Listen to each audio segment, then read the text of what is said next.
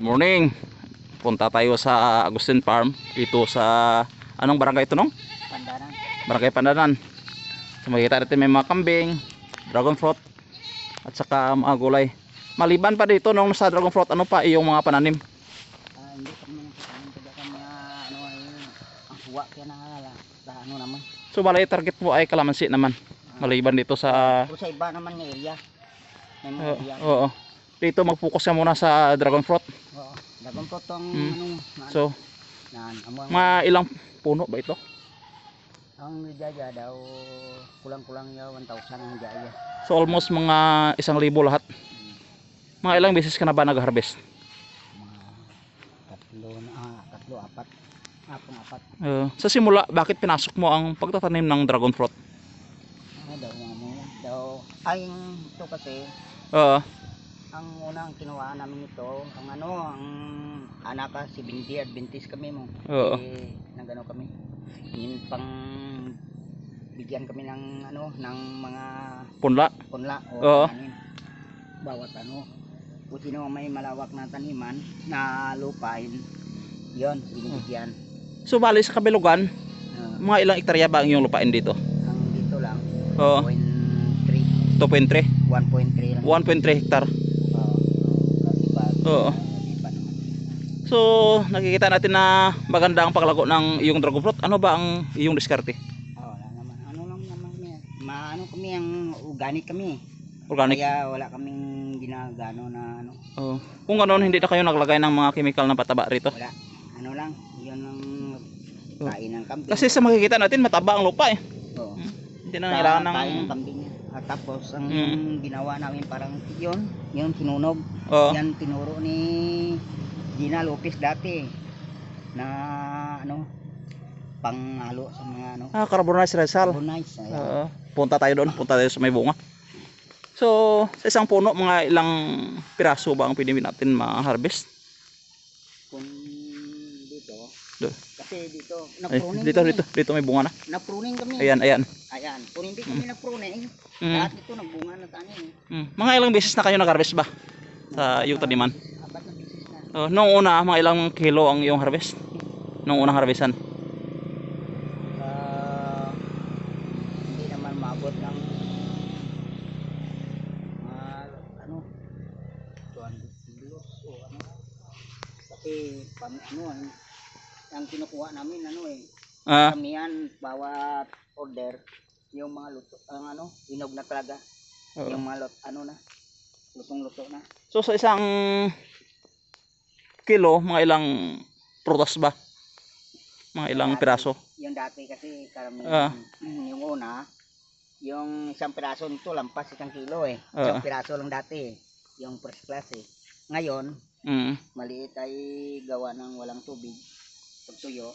Ngayon lang umulan kaya yung pag-ulan yun ang namin, yan ang nilalagay namin, yan ang mga tae ng kambaka. Baka. So sa ngayon, sa makikita natin na unti-unti na pabalik ang paglago ng iyong mga dragon fruit. Yan, unti-unti na kasi bumalik na yung tapos na-pruning kami na-pruning, tapos yun ang taas ng panibago, kaya ngayon lang ulit ng bunga niyan. Ayan, makikita natin na itik na itik sa bunga dahil sa mga organic na inilagay. Tapos Agustin Farm. Ngayon lang nag-umulan So dati-dati walang tubig? Wala. Walang panilig? May 2 buwan wala. Dati kasi ito February pa lang nag-ano na kami. Nagbibenta na kami ng mga hinog nito Kung February una kami. Ngayon wala ay gawa ng tubig kulang. Walang supply tubig. Ngayon lang. Yun nagpalawak kami. Madagdag kami dyan Mga ilang puno? Ito, yan.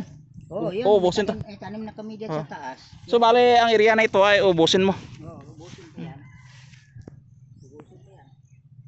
Lawak? At saka yun, yan ang panibago namin doon na yung tanim. Hindi ko pa ay gawa ng sobrang taas mga kaibigan.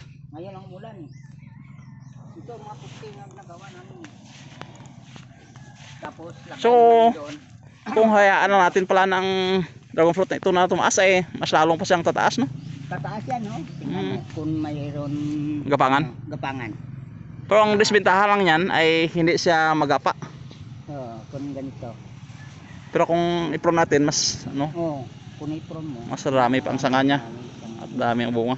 So, dati kasi ano So huling message mo lang po sa ating mga magsasaka, ano ba ang yung ipaabot sa kanila sa gustong magtanim? Gusto ko lang mapaabot sa mga magsasaka. Mm. Dapat mapunta sa mga taniman o mga prutas. Puro kami prutas eh. Ay ang prutas makabigay sa katawan natin ng magandang ano. At saka malaki ang income.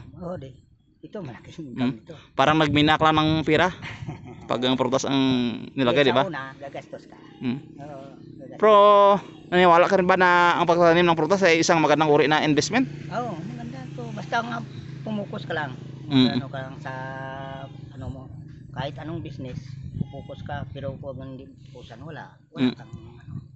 Dati-rati ano ba trabaho mo? Ako dati in Manila, ako galing pabrikahan eh. Kaso lang umalis ako ay wala rin din doon eh. Hindi talaga onlad doon? Hindi yun lahat. Samantala dito, kung masipag ka, ganyan maabot mo. Si Mrs. mo anong trabaho? Dati galing sa midwife kasi yun. Ay, si retired na. Bot na pareho na kayo na na nagpahinga na. Pahinga na. Mag-focus na lang sa farming. Sa farming.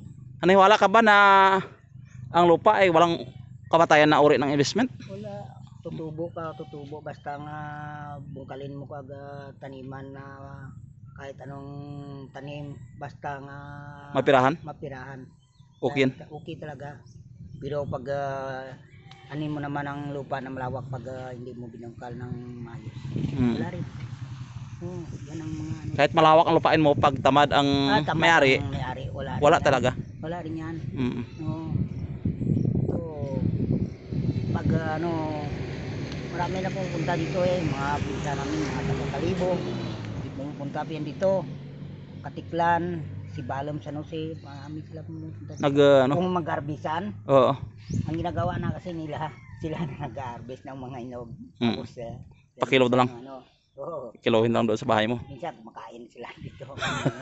Libre ang kain. Basta minsan kasi nag-ano yan eh.